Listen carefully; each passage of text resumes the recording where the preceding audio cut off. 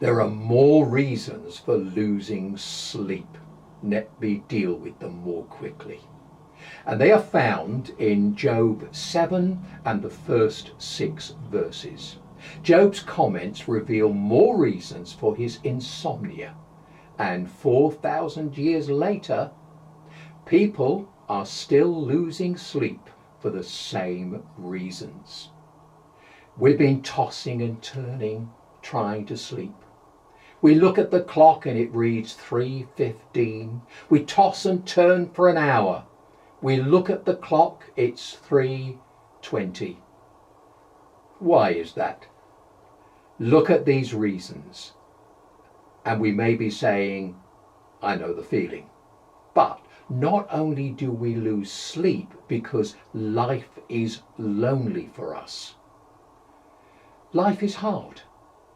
I can't turn off my mind from what is happening. And Job complains here, does not man have hard service on earth? Now that observation is still around, isn't it? It's like the car sticker. Life is hard, then you die. Sometimes when we try to sleep, our mind just won't turn off. Wouldn't it be great to have an on-off switch in our brain? We want to sleep, so we click the switch and off we go. We need to wake up, another click, and the adrenaline starts to flow. It doesn't work that way. And here's another reason for our insomnia. Life is boring.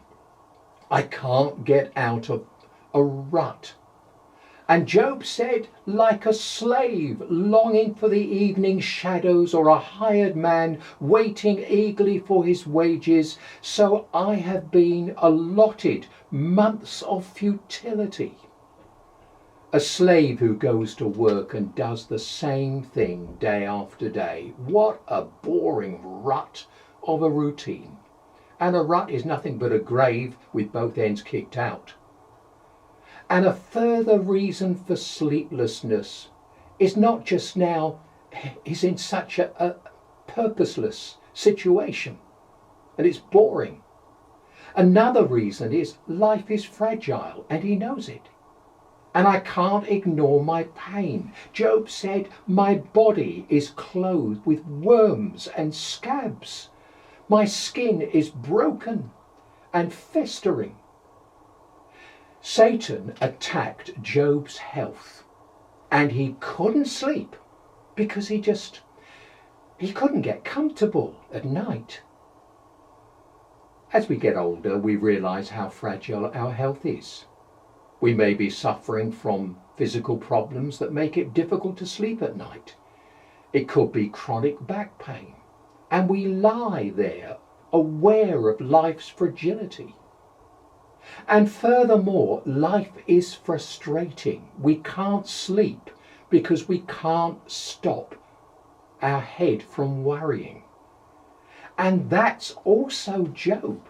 Job said, my days are swifter than a weaver's shuttle, and they come to an end without hope. A weaver's shuttle just goes back and forward. A lot of noise and motion. Job was speaking of the frustration of life. Like a man in his 90s who said, the years rush by, but the days drag by. Worry and anxiety will keep us awake at night. Anxiety is the gnawing dread in our gut that something bad is bound to happen. And later, Job says, the churning inside me never stops. Days of suffering confront me. We've all heard the expression, to sleep like a baby. Well, whoever used that expression doesn't have one. Job wasn't sleeping, but like a baby, he was crying out to God. What is man that you make so much of him? That you give him so much attention? That you examine him every morning and test him every moment? Will you never look away from me? Or let me alone even for an instant? If I have sinned, What have I done to you, O watcher of men? Why have you made me your target? Have I become a burden to you? What do you do when you can't sleep? Take a pill? Listen to a Derek Stringer sermon? Don't answer that. Job discovers 2 remedies for his insomnia, and we can find the same. First, speak to God honestly. Job didn't suffer silently, did he? We speak of the patience of Job, but it wasn't a sit back and let it all wash over you kind of patience. He said, I will not keep silent. I will speak out in the anguish of my spirit. I will complain in the bitterness of my soul.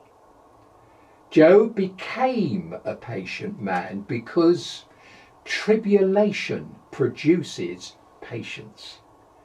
And we can speak honestly to God. There are no surprises to him. He never says, oh, I didn't know that. And as we express our deepest feelings to God, seek to thank him for what we can. A grumpy man listened to his pastor's sermon about being thankful in all things. After the sermon, he said, Pastor, thankful for what? I can't pay my bills. And the pastor said, well, just be thankful you're not one of your creditors.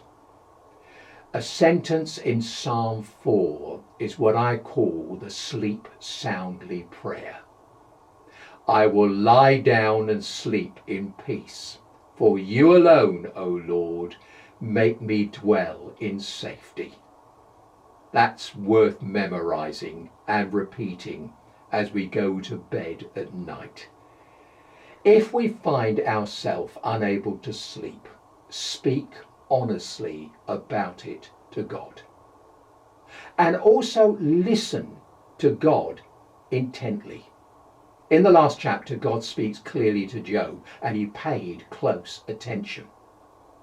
And instead of tossing and turning all night, listen to God's voice. We can hear it through the Bible. So take some passages, put them into ourselves. That's what we can do. We could start with Isaiah 26:3. You will keep in perfect peace him whose mind is steadfast, because he trusts in you. We could start with a familiar passage such as Psalm 23 and slow down on it. The Lord is my shepherd, I shall not want. Yes, mine. Better than counting sheep. Talk to the shepherd. God is speaking. Are we listening? Are we claiming the promises?